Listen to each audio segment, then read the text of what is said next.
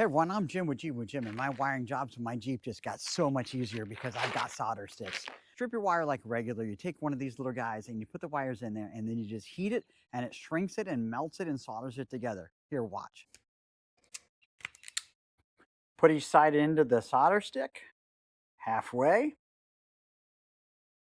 Put each side in the solder stick, as so, and then just heat.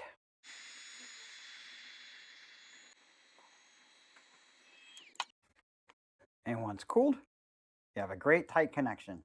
So let's see this again.